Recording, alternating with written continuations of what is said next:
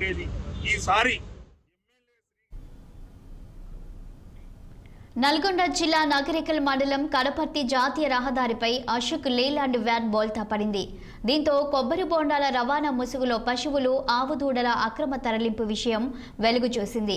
Mini వ్యాన్లో 12 దూడలను కట్టేసి పైనుండి కొబ్బరి బోండాలు వేసి కొందరు వ్యక్తులు కబేలాకి తరలిస్తుండగా ప్రమాదం జరిగింది. రంజాన్ మాసం కావడంతో ఈ దూడలను తరలిస్తున్నట్లు తెలుస్తోంది. ఘటనలో 12 ఆవు దూడల్లో ఒకటి మృతి చెందగా రెండింటికి తీవ్ర గాయాలయ్యాయి. స్పాట్ నుంచి డ్రైవర్ పారిపోతుండగా ఆయన్ని పట్టుకొని పోలీసులకు అప్పగించారు గ్రామస్తులు. ఆవుల అక్రమ రవాణా అరికట్టాలని పోలీసులను కోరారు.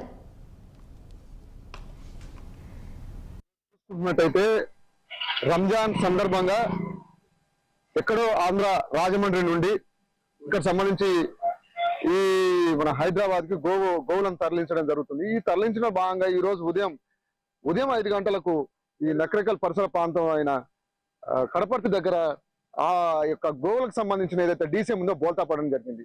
ఈ యొక్క గోవులను తీసుకెళ్లి రంజాన్ సందర్భంగా అక్కడ గోమాంసాన్ని విక్రయించడం కోసం తీసుకుపోవడం కోసం వీళ్ళు ఈ రోజు ఈ యొక్క దుర్మార్గానికి పాల్పడ్డారు. ఈ రోజు గోవును తలుచుకుంటే గోవు హిందువులకు ముఖ్యమైన, హిందువులకు ఆరాధ్య దైవమైన గోవుగా పూజిస్తారు.